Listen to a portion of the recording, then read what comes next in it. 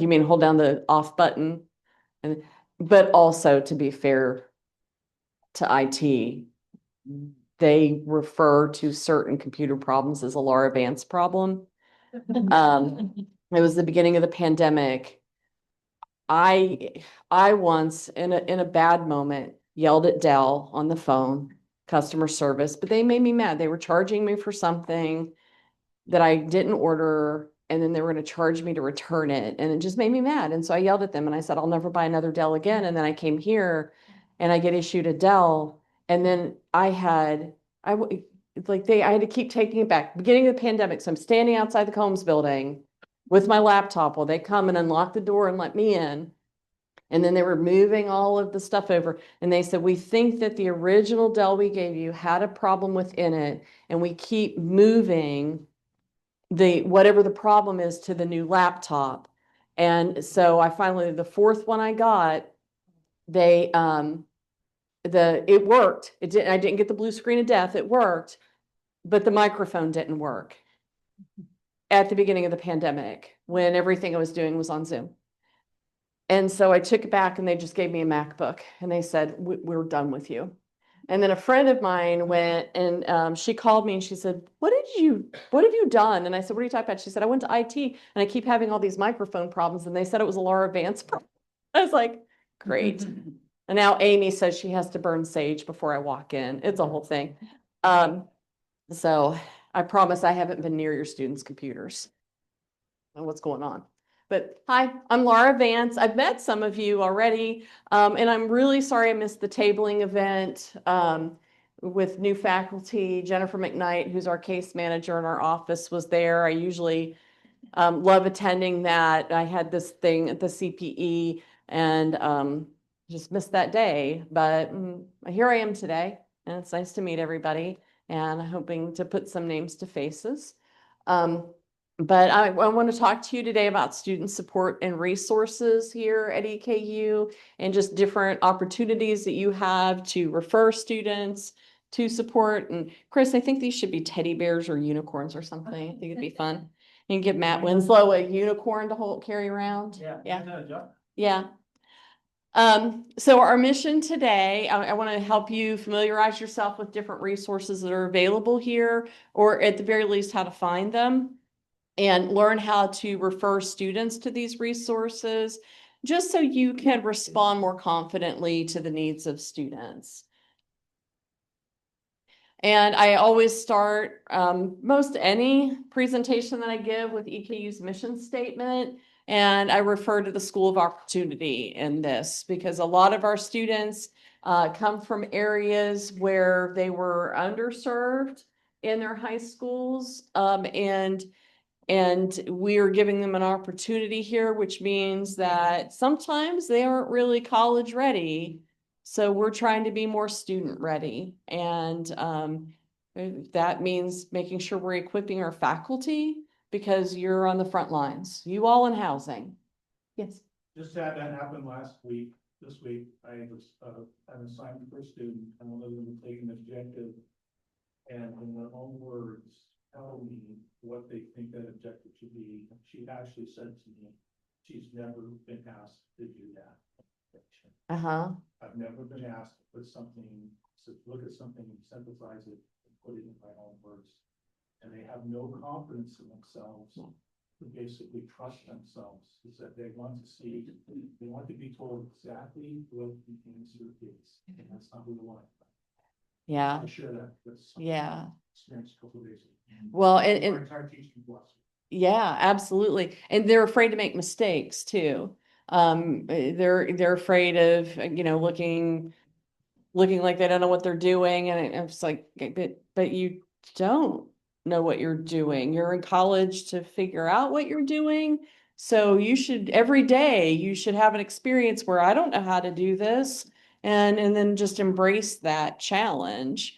And so that's who we are. And that means a little more hand holding at the beginning, training wheels on the bike and all that kind of stuff. But at some point, we really want you to go do your own thing now and get this figured out at some point. So I've had some conversations with some students where I'm like, okay, we meet every semester about the same thing.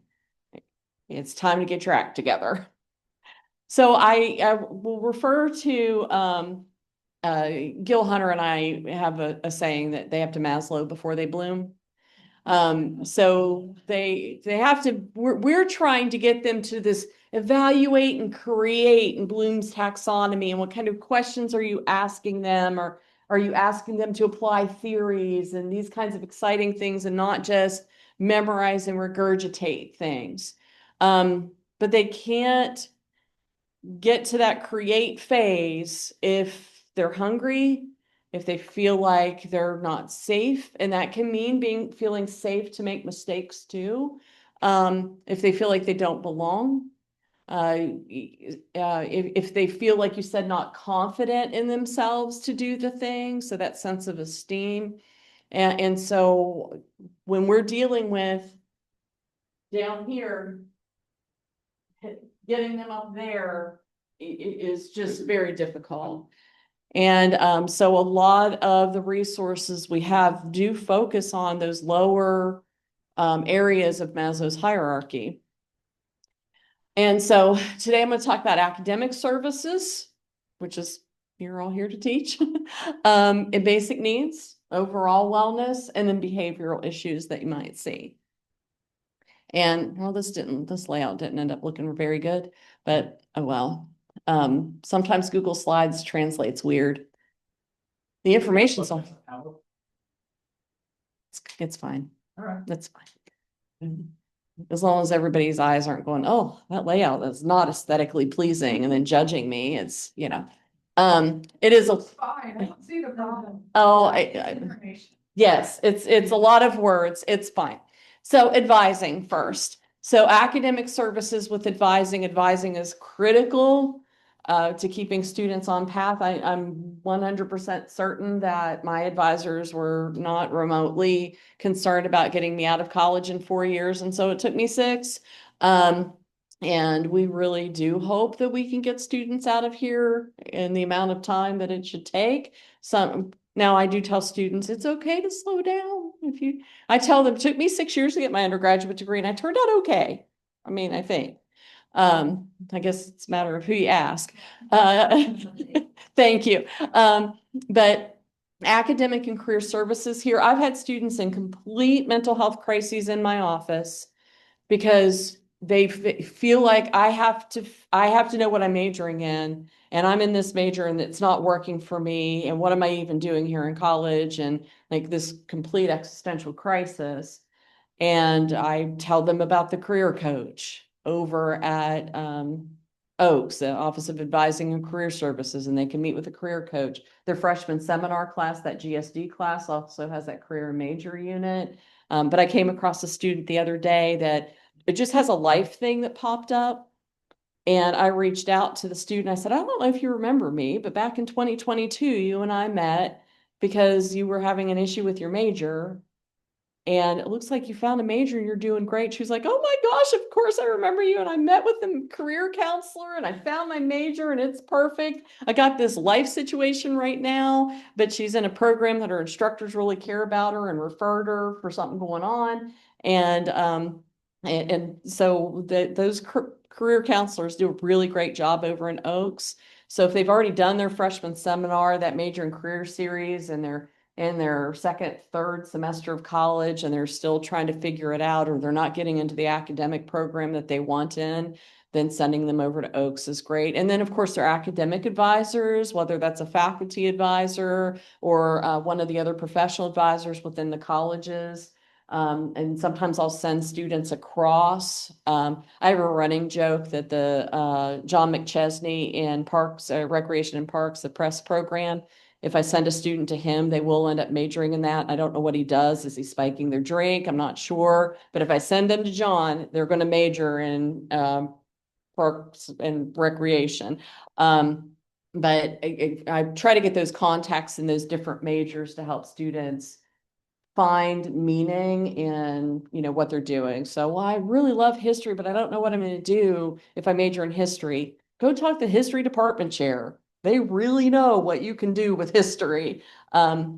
So those are important conversations. And then a lot of students will have supplemental advisors. And these are the people that they kind of stay with all the way through school and they really lean into. So if they're in the NOVA program, the McNair Scholar program, if they're an athlete, there are some majors that use the department chair as a supplemental advisor. This might be somebody that's listed extra on their degree audit. And then, of course, academic services. We have so many learning centers on campus. There's no reason why a student can't find course support here in specific classes because there are so many different learning centers. The Student Success Center down here in the library also does a lot of academic coaching, time management, study strategies, and then STEM Center for Excellence does some workshops, especially in some STEM classes, pre-exams that are very helpful. Mass Stats Tutoring, El Centro, which is also downstairs in the library, does a lot of language support. Noel Studio, if students are in a first year English class, they probably have to go to Noel Studio, but it is a great place for students to go to get started on a project that involves written or oral communication or research projects. And then departmental tutoring. A lot of the departments have department specific. Other resources, EKU libraries, another great place to start a research project. I think there's a large number of graduate students here that wouldn't be stable on their feet if it weren't for Cindy Judd in the library. She's one of those research wizards. But I tell students, when in doubt, go to the library. They're open long hours and they know a lot of things because they're librarians. IT Geeks, another resource if a student needs to check out a special calculator or check out a laptop short term, they can go to them as well as any kind of hiccups with tech. The Center for Student Accessibility reports to me. So this is students that get accommodations. We have over 1,700 students registered for accommodations. So that's over 10% of our student population. And I always share that information with students so that they know this isn't a stigma thing. This is a common thing to get accommodations for your classes, for your living situation, and anything like that. Some days it feels like they're all registered for emotional support animals, but they're not. That's less than 200. There are a lot of animals on campus though, but no snakes. Those have been tried to be approved, and that's a hard no. Thank you. Yeah, you're welcome. Some of the requests that come in, one was a chicken. It's a thing. Oh yeah, me too, for sure. A friend of mine said that there was a snake in her siding. And I said, so if you burn the house down, will the insurance pay it? And she's like, I don't think so. And she said, but I know I'm going to have to move out for a while. I said, I understand. The Center for Student Parents, we have a large number of student parents on campus. And I was a student parent in college myself, and the services that they provide, there's nothing like it. I mean, my college experience maybe it wouldn't have been 6 years long. But the support and the resources that CSP gives, Robin Moreland, that's the director there, has been with EKU and in that role for over 15 years. And then there's Scholar House and Kit Carson Commons, which is student parent homes, not owned by EKU. It's actually run by Kentucky River Foothills, but they're on EKU property. So they kind of lease the property. Most of the parents in there are EKU students. We have a really great connection with them. And then the Bratsky Center for Student Athletes. Our new student athletes, if they're first-time freshmen, are required to get 8 hours a week of study time in the Bratsky Center, and they have to book that. And that is monitored, and they aren't released from that until they have a certain GPA, which is why our student athletes probably have a pretty high GPA. So if you have a student struggling with academics, what do you do? Well, first, the student support referral form. It's on the Student Success Center webpage, and that goes to the Student Success Center. And I think it also goes to the college enrollment counselors. I think they get it too. I'm not 100% sure because that's kind of new. But that's if a student's missing a lot of classes, missing some assignments, or not quite getting the material, then that's a good place to start. If Dr. Sweat uncovers other kinds of issues like mental health and stuff, then she'll refer over to me. The fourth week progress reports, we pay really close attention to those. And this is in other colleges, they call it an early alert system, but ours is homegrown, home developed. So other colleges pay a lot of money for these special systems that only get 20 to 30% of participation in. Because our fourth week progress reports, faculty help design it. And they know these go to advisors. There's all this follow-up that's done. And we have over a 90% participation rate in the progress reports, which is, I tell people that from other schools and they don't believe me. I said, it's amazing how popular things can be when faculty have a voice in developing them.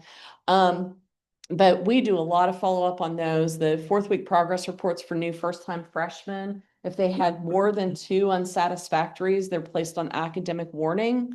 And so then everybody gets super involved in their lives.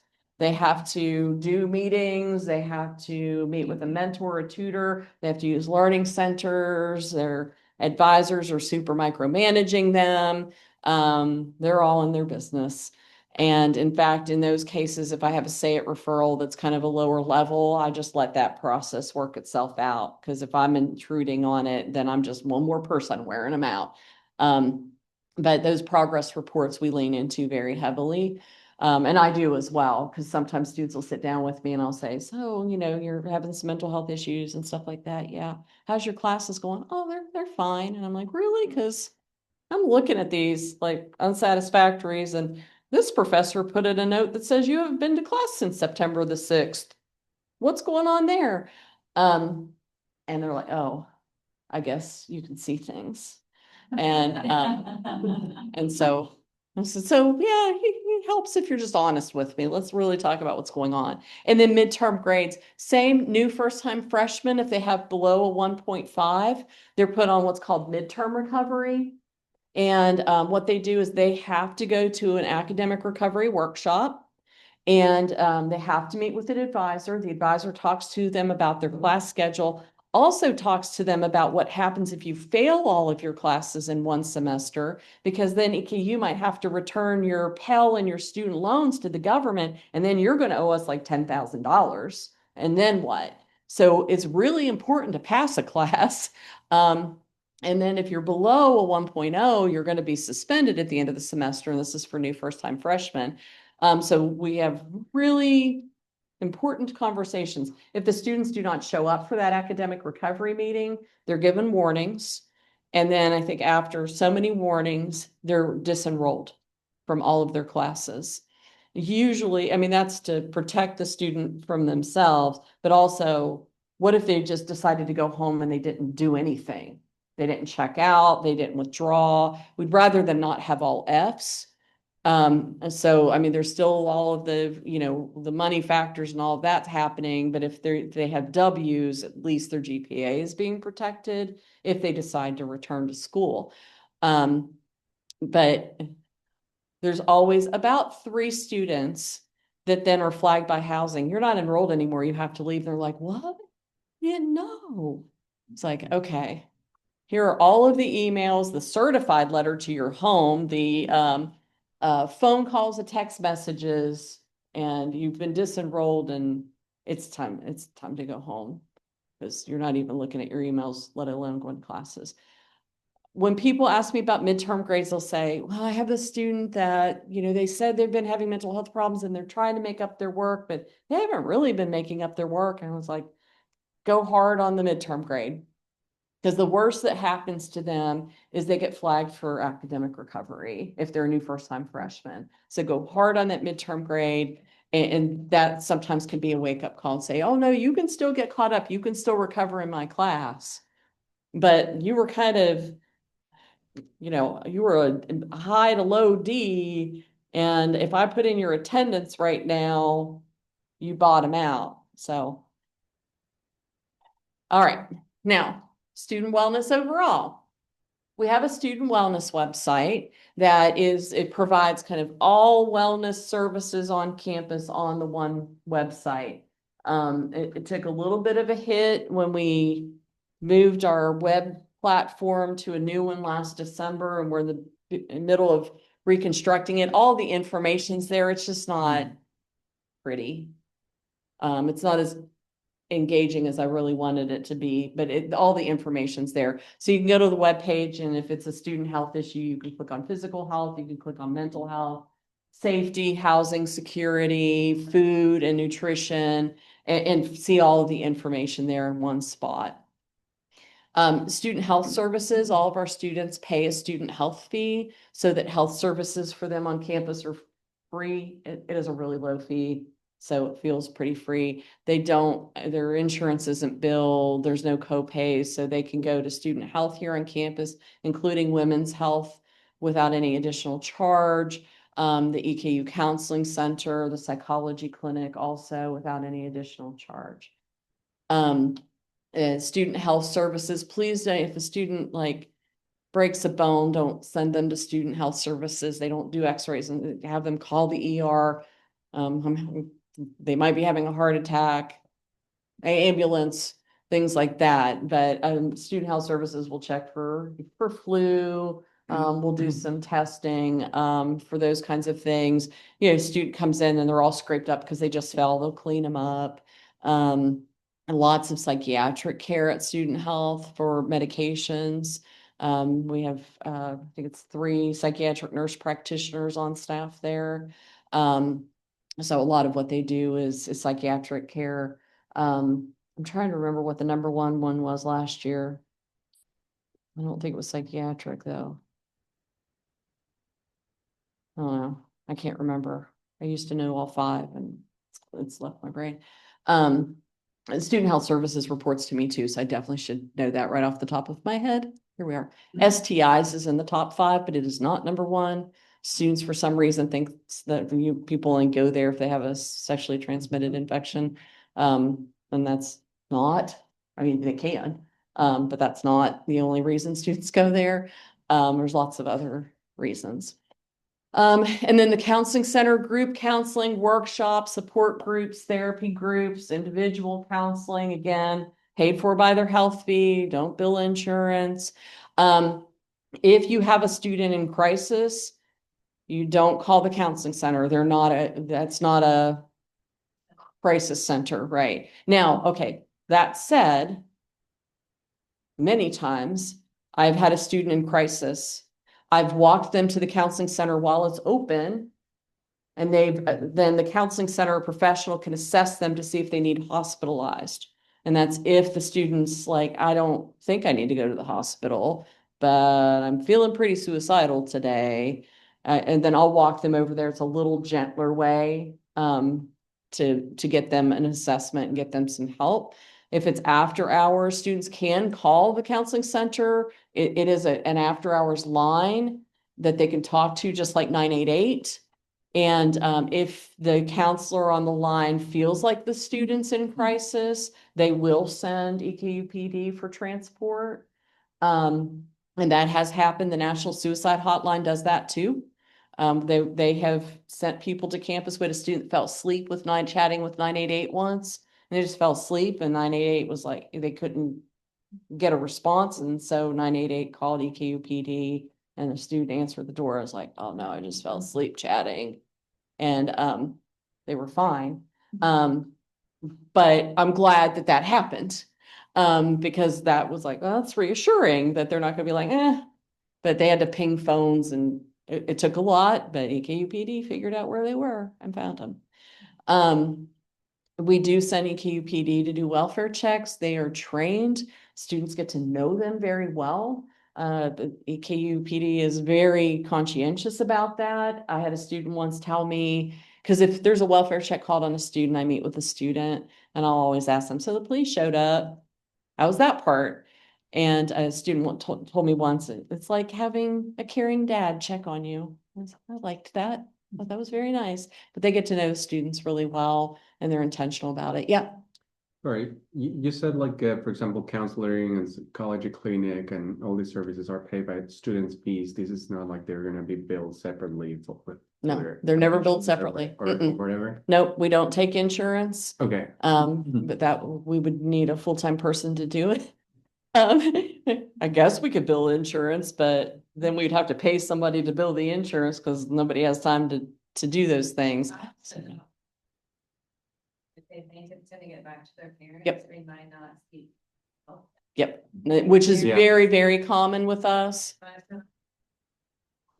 Yep, Then the documentation, co-pays, blah, blah, blah. Yeah. And they'll sum up to certain. apparently in medical insurance companies don't care about HIPAA. And a lot of students will say, I need affordable medication because my parents can't know I'm on mental health meds. And so they pay out of pocket for their mental health meds too. Okay, so this will be like separate from all that. Yeah, Okay. yep, yeah, they pay a fee when they enroll and that covers it. So is all the information for all these different services and centers located centrally on that wellness website? Yes, and then they have their own pages too. So we could just refer them to the wellness website and they can find information about it? Okay. Sure can. The psychology clinic, I don't refer students straight to the psychology clinic. Usually that's a referral through the counseling center. So the counseling center will do an assessment and then determine if the student needs to be seen but for more specialized services in the psychology clinic. So all of these student health services, counseling center, and psychology clinic have case management meetings weekly too. So they're all working with each other.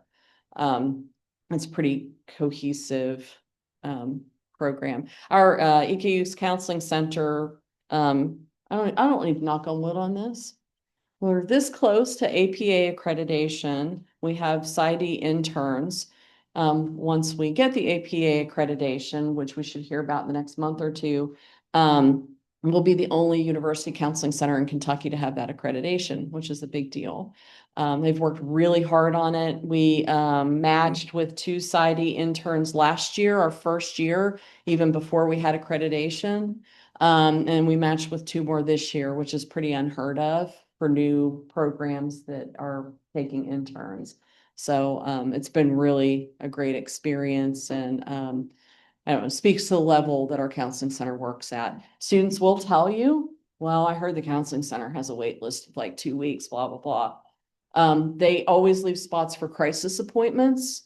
So in fact, they had 5 crisis appointments yesterday. 5 students in crisis came to the counseling center yesterday. So they always leave openings. That's a pretty high number, by the way. Getting closer to fall break. I just, it's been a weird week. There's a little bit of it also is sometimes when home is drastically Yep. different than here. Fall break isn't positive for all of our students. Break will be triggering and can mean that they don't have access to food. Or they don't have access to things that meet their needs that they have learned over the last 8 weeks or so that we do provide. So while we're all excited about fall break, we do have kids on campus that's not pleasant to look forward to. And I'll get into that with housing security here in a minute too. Student life and first year experience, I had a student fall apart on me, just popped by my office to ask about some events and stuff and just fell apart, an adult learner, and said, I'm not making friends. It's so hard to make friends. And so student life has all of these different groups and events, and I ended up walking him. I had a student that canceled a meeting, and so I had a free half an hour. I walked him to El Centro and the Success Center, and then down to the Center for Students Involvement. And he met some people, and then he's followed up and he's joined a GroupMe chat for club, and now he's starting to make some friends. But that sense of belonging, that's in Maslow's hierarchy. You need to feel like you belong. And then Campus Rec is really great too for physical health and wellness. And just movement. I don't talk to students about exercise. I talk to them about outside time and movement. Are you moving? Are you moving around? Like, because if you tell me, or are you working out? I'll be like, don't talk to me about working out. Don't say exercise. Because then I'm picturing I have to go to a gym and wear clothes that make me uncomfortable, and I will go outside and I'll walk and I'll play. I do talk to students about play more. I said, do you just go outside and play? They're like, play. And I said, yeah, remember when you were a kid, you'd play? Playing. Well, apparently last night when Telford North the electricity was out, they said students were all over campus just playing, just out like running around and playing flashlight tag or whatever, just having a big time. I was like, Sniffing. yeah, yeah, Swinging and sniffing, yeah, sliding. Just go get your sensory needs Yeah. met. stick your feet in the grass. I tell them that, take off your shoes, put your feet in the grass, grounding. All right, so basic needs. So this is where things can get a little like when you get that sense of, oh, our students sitting in our seats in front of us have these experiences. So we have housing and residence life. I have seen housing and residence life get a student that has been kicked out of their home in a residence hall in 2 hours. It can happen. We can get students emergency placed. It gets challenging when they have children, though. We can't do that because minors are not allowed in the residence halls without a parent, but they also can't just live there. But there are other resources and support for them. But if they're a student that all of a sudden they find my parents don't want me to come home anymore, they can get housing here. And we do have a fairly sizable number of students that are unhoused. We have there are about I guess 60 students during the summer that I work with that really don't have a place to go during summer break. We can help them find jobs to pay for summer housing. Every year I do a kernel clause program for students that are going to be here the whole holidays.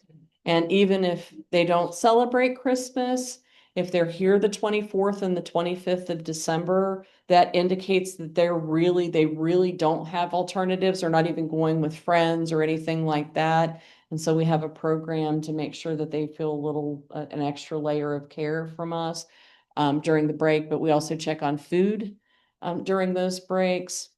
Right now, they're collecting winter housing applications, and students will check mark if they're housing insecure and if they're also they have financial insecurities. And we'll go through that list and make sure that those students do they have the financial aid to cover the cost of winter housing, but then there's also the food because dining is closed. So food programs can be really challenging, but we get into that too. EKU has, this is probably still the case, other than the community colleges of the 4 years, we have the largest number of students that get the foster adopted tuition waiver. So these are people that have aged out of foster care and they continue with that kind of support, but they get a tuition waiver to come to college. And oftentimes these students don't have family support. It shouldn't necessarily be age out. Federally, it should be if they spent 1 minute in foster care.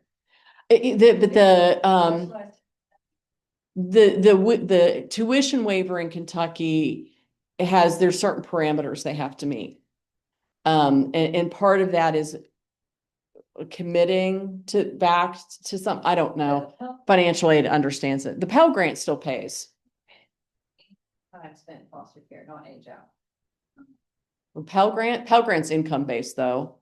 So most students that have spent some time in foster care probably have the lower income anyway. But the foster adopted tuition waiver in Kentucky, they have to meet certain standards set by the cabinet. We still have over 100 students that get it. The state of Kentucky doesn't give us any money for it. We just waive the tuition. We also don't retain or graduate them well. So that's a big challenge. The MSW intern in my office does outreach at the beginning of the semester, especially for new freshmen, because sometimes they also live in independent living programs, so they also don't feel a sense of connection to campus either. Housing will work with independent living programs to get them placed here. But I don't know, if I'm a college student and I have a choice between my own apartment or living in a residence hall, I guess I'm going to go with the own apartment. But yeah, so it's a large number of students that struggle. Of course, I've talked about student health services. The SAFE program is an emergency fund, based out of my office. It's donor driven. You generally capped at $300 and students can apply for it once. Well, they can apply for it as many times as they want, but it's generally only given to them one time. So we have a student today that, is finishing up a graduate level internship. His car just broke down. And he has like 20 some days left in his internship and his car needs repaired. It's great for emergency fund to use. And then natural disasters, of which we've had plenty in Kentucky. So London, the tornadoes in London, we had several students that lost their homes. And so those times we can bump up the cap amount in the emergency fund if there's like a FEMA disaster or something like that. Also, donors tend to give more then, so we have a little bit more wiggle room to cover needs, but we've paid for students' glasses, we've paid for dental care. Definitely car repairs is really common. Uh, Other kinds of, like, I have to pay a copay for a medical situation. Prescription meds. I don't have Medicaid yet. I'm waiting and I need prescription medication. So lots of different reasons for that. And I mentioned the Center for Student Involvement at the bottom of PAL for that sense of belonging. The SAFE app. So if you don't have the SAFE app on your phone, you should. All you do, you go to the App Store, type in EKU SAFE, and this is an app for emergency use. So in a situation where we have a student, for example, that's like my ex-boyfriend, I'm worried that he's going to come to campus and I don't have a restraining order on him, but he scares me. I show students how to use the SAFE app because you can chat with EKU police. If you can't talk, you can text chat with them through that app. You can call EKU police, and for your all's information, if you call 911 from campus, it routes to Madison County. They find out you're on EKU's campus and they transfer the call to EKU police, and that takes some time. If you're on campus, always call EKU police directly. I have a number saved in my phone. I use the SAFE app too, though. There's also a mobile blue light alarm on that app. So they can see you horizontally, not vertically, and they can ping your phone if you have location services on. If I touched it now, they'd know I'm in the library, but they wouldn't know what floor.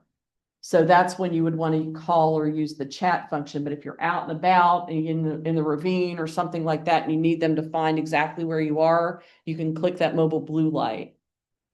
On my iPhone, the only way I could turn on location services, I went in to look for the location services. You look at the app to turn it on, and the app wasn't in there.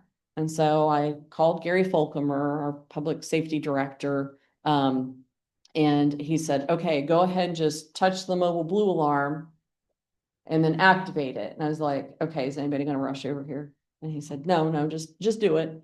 And I touched it to activate it, and it says, do you want to turn location services on? And I said, yes. And then it said, are you sure you wanted to activate the mobile blue light? And I was like, no. So I was able to back out of it. So that's how I got the location services turned on. This is super helpful. Then they can find you right away. I also use that app for repair needed. You can go to report a tip and there's repair needed. So if I'm walking around campus and I see a light out on one of the light poles, I take a picture of it. If there's like a broken sidewalk or something like that, I'll take a picture and submit it through that. They always follow up with me. So that's a really handy feature in that app too. But I spend most of my time sitting down with students, showing them how to use the app so they feel a little safer. They do that at Biggie Welcome, but Biggie Welcome is like drinking water through a fire hose. And they don't remember all of the things, and they only kind of half engage sometimes if they're tired. And so I'll sit down with students, they'll upload the app right then and there. I show them how to use it so they don't feel weird about pressing buttons. But it is a great feature. It is a great app. And you can also submit a SAIT referral through that, which I'll cover here in a second. Colonel's Cupboard is a food pantry on the top floor of the PAL building. They have refrigerator and freezer.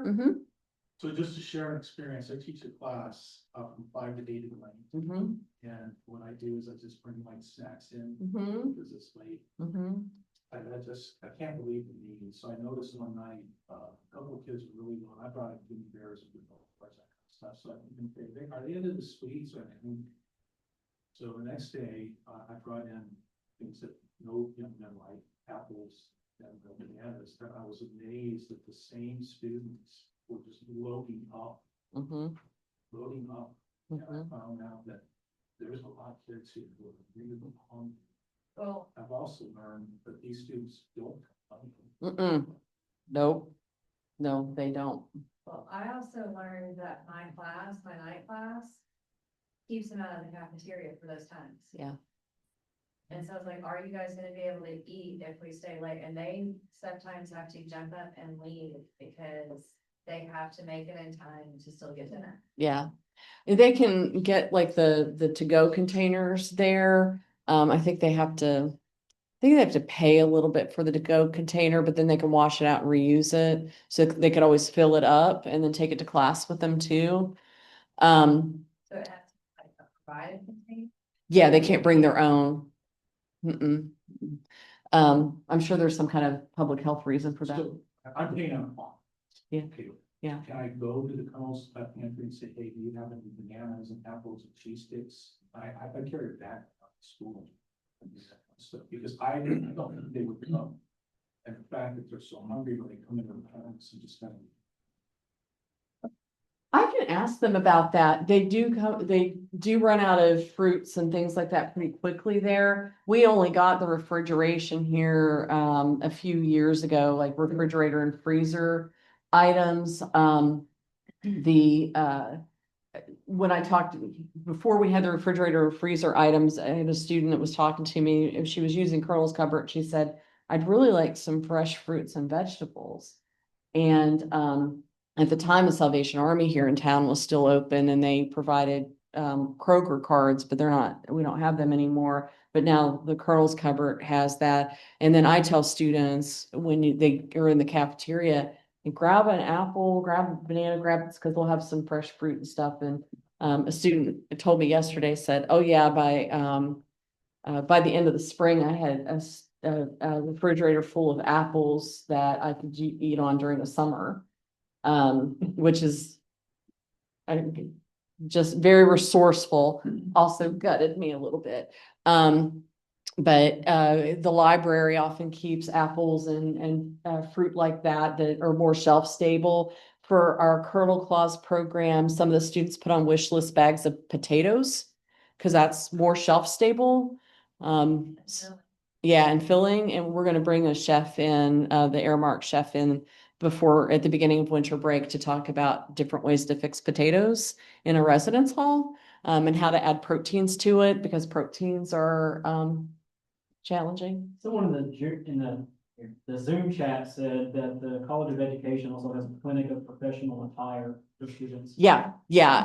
Colonel's Cupboard has clothing. College of Education has clothing for professional attire, and the Office of Advising and Career Services has professional attire as well. So if they're getting ready to go to a job interview, we had an intern once that she had a job interview, and we were like, "Is that what you're wearing?" She's like, "This is the most professional thing I have." And so our case manager took her up to the Oaks closet and got her this really nice professional outfit with a couple of pairs of slacks and stuff like that. So they're mindful of getting them professional attire too. But lots of clothing items at Colonel's Cupboard as well as hygiene items. So from time to time, you might have a student in your class that may not smell great. In those cases, those conversations can be really challenging to have. And I've learned I will ask them about food first. Are you eating? Do you have access to food? How do you buy your groceries? Because where they're buying their groceries is where they're also buying their hygiene products. And then I'll say, well, what about hygiene products? I don't talk to them about how they're smelling. I talk to them about what they can afford to do. And Now I keep little hygiene bags in my office.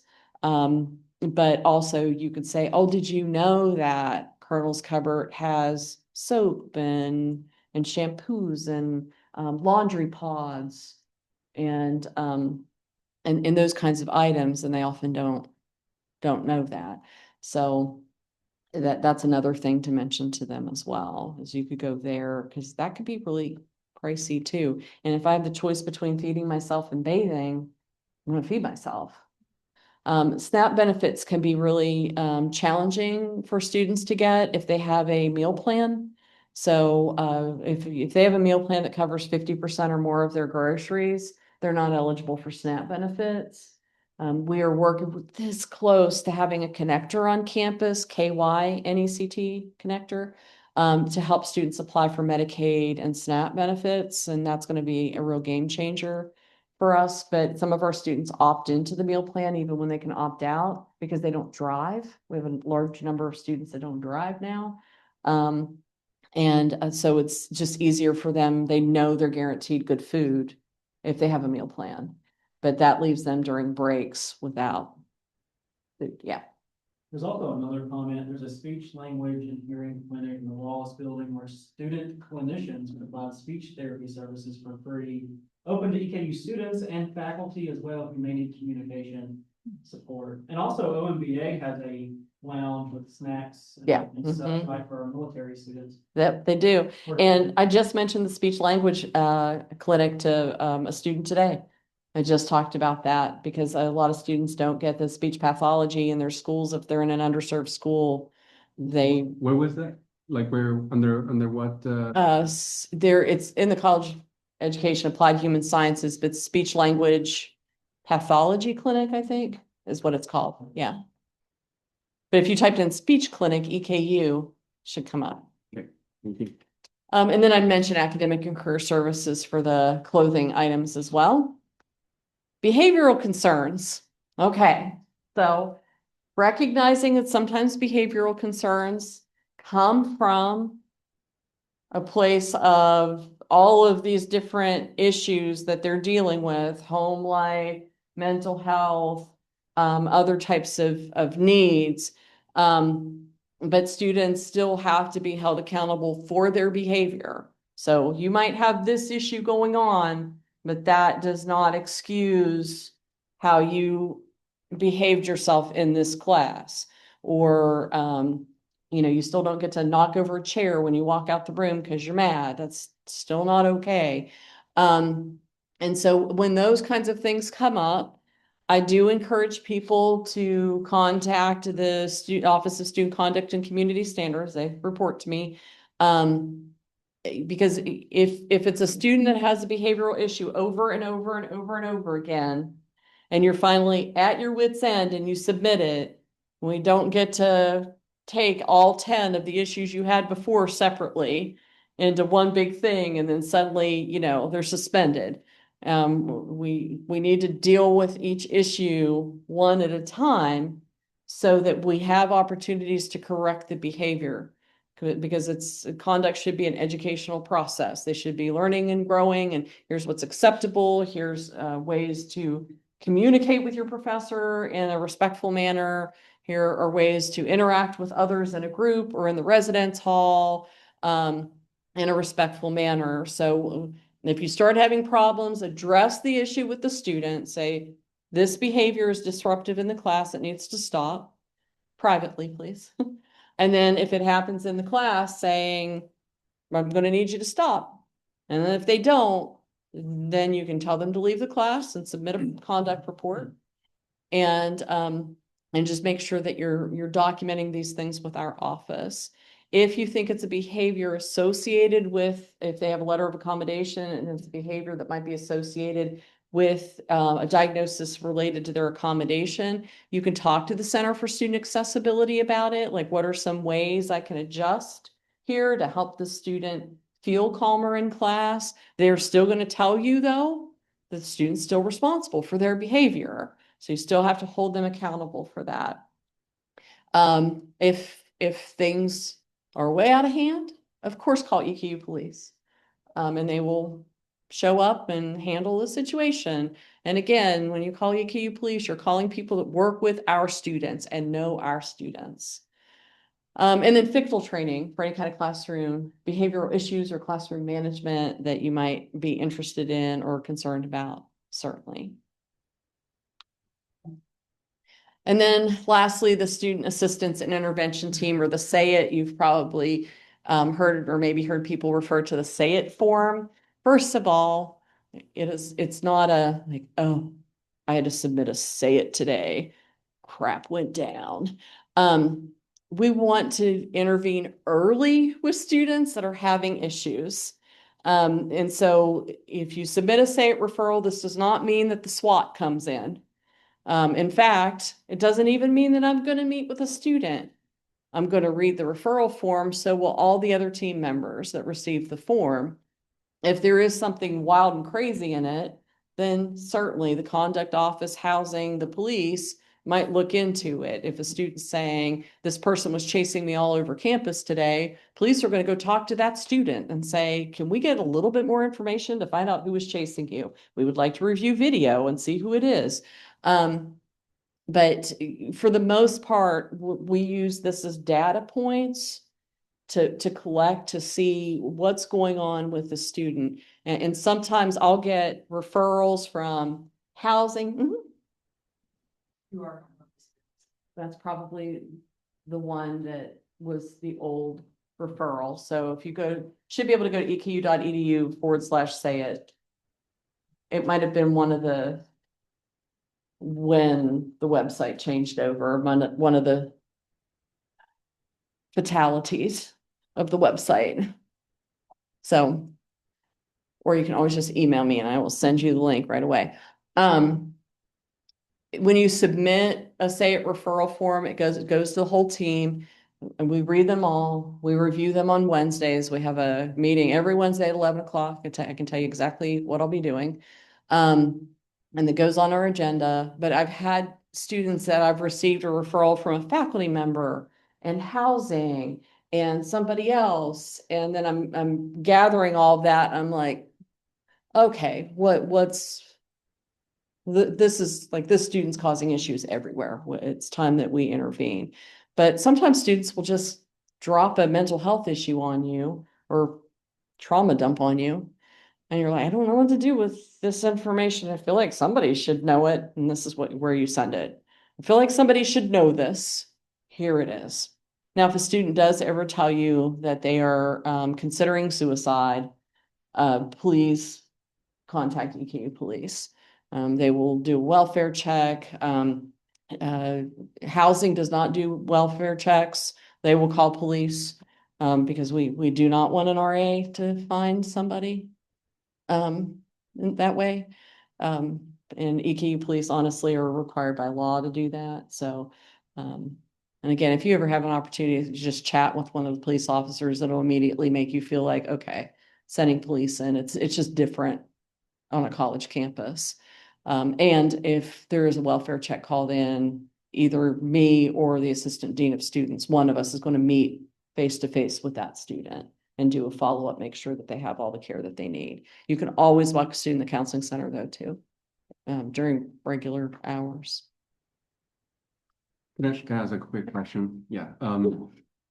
So what would be a situation where, for example, we would submit the SAYIT form as opposed to a different one of the other resources, or when would be an example when some other of the other referral or resources is better than SAYIT? If you're looking at this is When strictly in doubt, we send a SAYIT, or yeah, I mean, I think when in doubt, you can send a SAYIT, but if it's the student's not attending class, I don't know why, but they really haven't turned in any assignments this semester anyway, then sending in the student support one for academic needs makes more sense. But if the student contacts you and says, well, I haven't been in class because I've been hospitalized for my mental health, definitely submit the SAYIT form because we need to know that. We might already know that. But I wait until the student has okayed me reaching out to instructors. If you get an email from me that says this student has been receiving health care or medical care or something like that. I have confirmed that they've been receiving medical care. Of course,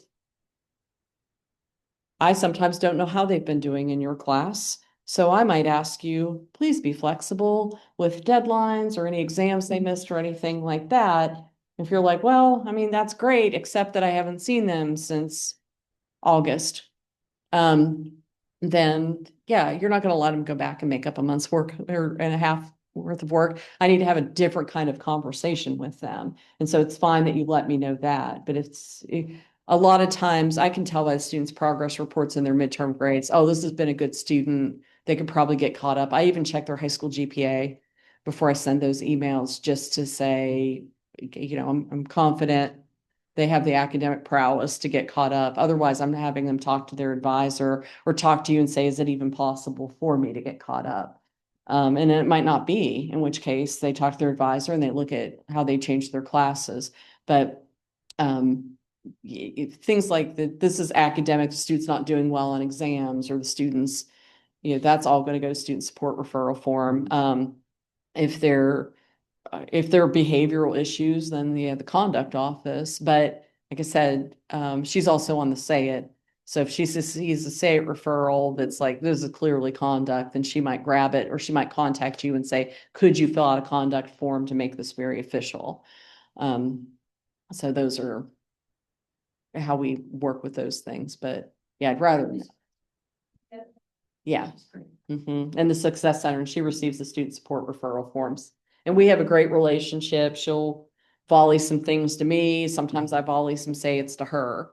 When I'm getting 10 to 15 say it referrals a day, if they're just attendance based, I'm sending them over to Dr. Sweat because I'm trying to deal with the crisis ones. And there's been a lot of those this year. So. Any other questions? Anything we should prepare for when they return from fall break? Some not to return at all. My midterm exam classes were half their size. They may have already learned a lot. What area are you? School communication. Oh, that's okay. Mhm. Yeah, I mean, you just be honest on midterm grades. I mean, that's especially if they're new first-time freshmen, that intervention is, like I said, intrusive. And so there are things they have to do. And the fact that we disenroll them if they don't attend that intervention meeting is really critical, because it does save their future selves from their 18-year-old really unreliable self. Just with those withdrawals. Are there any patterns of behavior? In the fall, I mean, just attendance goes down. There could be some that they'll come to you and say, oh, my midterm grade was really bad. What can I do? And then sometimes they will say, well, I was really struggling with my mental health, and that's why my grades are like that. And you can submit the say it referral. Sometimes there's no documentation of that. They were just stressed. We're grappling with this like 0 to 100, nothing in between. Like I'm either fine or I'm stressed, so I'm going to do absolutely nothing. I'm just not going to get out of bed. Like I'm overwhelmed, so I'm not going to start anything. It's just all too much. And I just say that our MSW intern helps them eat the elephant. Like helps them figure out the one bite at a time. Like, how do I break this into things when I'm feeling overwhelmed? But the resilience factor just has to be built in them at this point. And I think that's why we're seeing more stress-induced seizures too. It's all the stress, and they bottle things up, and then they're on screens all the time. And then their brain's just like, well, I'm going to peace out now. And then they just pass out. And I mean, it is crazy common, and it's not just here. I mean, it's happening everywhere. So when I go to NASPA, I'm going to go to all of the stress-induced seizure sessions I can to try to learn as much as I can. And the counseling center is doing deep dives into it as well. It's just, it's a concept of the brain. I mean, nobody plans to decide, I'm so stressed, I'm just going to pass out. If they would just go to bed. There would be a much easier way to do that. But that's something that we're seeing a lot more of right now. That we're just trying to wrap our head around, because I also worry about them hurting themselves. But always report those, and you should always call EKU police if a student has a seizure in your classroom. You should call EKU police so that they can assess the student and determine if EMS needs to be called to. Sometimes students that have seizures regularly will tell you not to call, but you have to. You don't know if they're going to hit their head or something. You don't know what happens. But yeah, it's just, it'll be a lot of students coming to you saying, what can I do to make things up? We had a student once that came into the Success Center, when I worked at the Success Center, that said, asked one of the tutors, said, yeah, I need some help with math. And he was like, oh, okay, yeah, what math class? Oh, no, it's not a math class. I need help figuring out the math to decide to figure out what I need to pass this other class. And he's like, well, I mean, I could do that. We can figure that out. But yeah, it's been a pretty interesting semester this week. I mean, we had the thing at Telford, and then all the electricity went out, and then we had other things happening, and I'm ready for a break.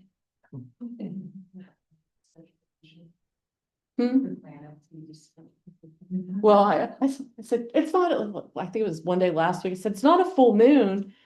Is Mercury in retrograde or in the microwave or drinking Red Bull? What's Mercury doing today? Because it was, that's the best part about my job, though. There are no 2 days the same. It is all different. Every day is different, which is great fun. Which is why I also like predictability at home. I do the same thing in the morning before I go to work. And I have these great routines. I love my routines that sandwich my day of chaos. Anything else? When in doubt, you can contact me. I'm always happy to help. And like I said, you could contact CSA too. If you have a student with a letter of accommodation and you're trying to figure out, they get to know those students really, really well. So the question I came from is very, very good. Things we've learned is to test students early on, but really in a manner of confidence.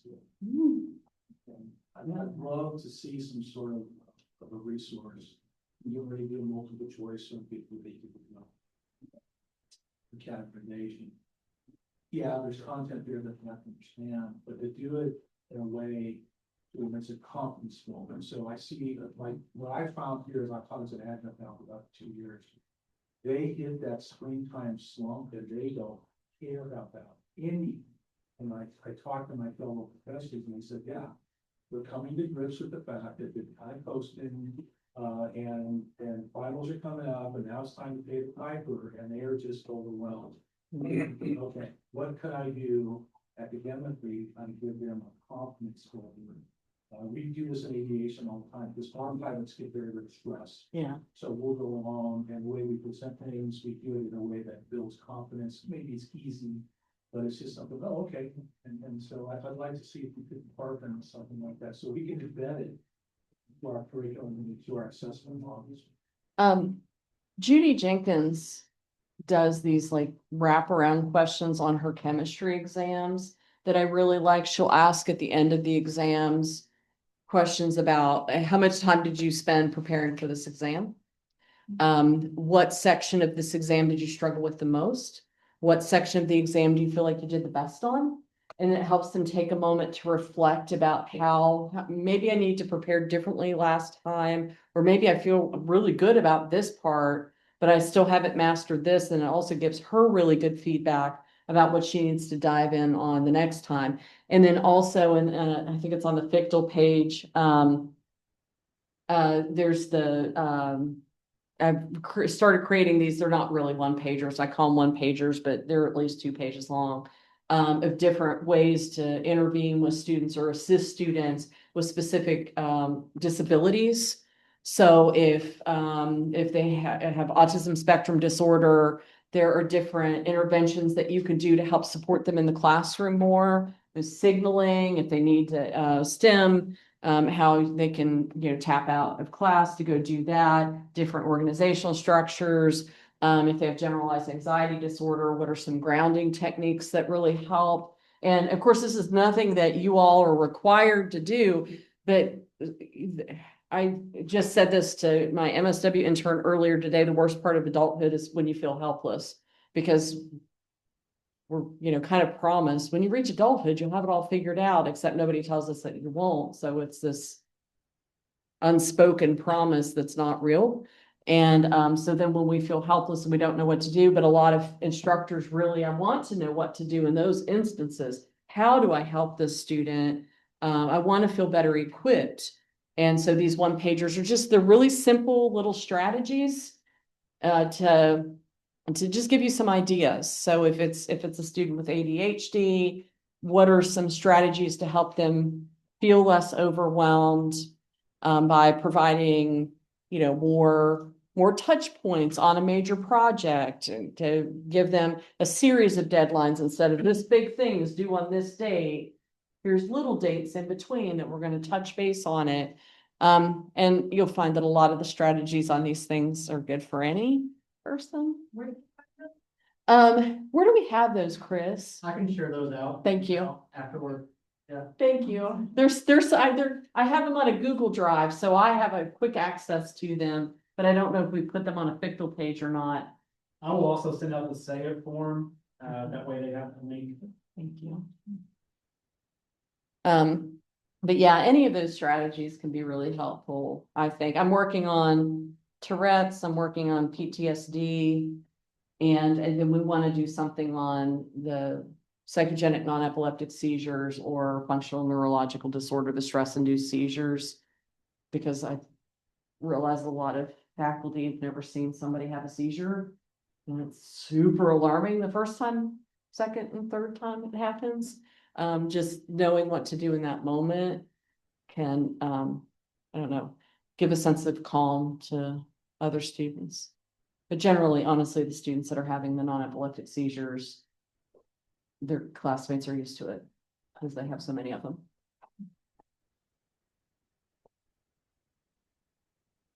Fun times. So, no 2 days are alike. All Thank you, right. Dr. Thank Vance. you all. I appreciate your time today. If you have to sign the sheet, please do so on your way out. Otherwise, have a great fall break.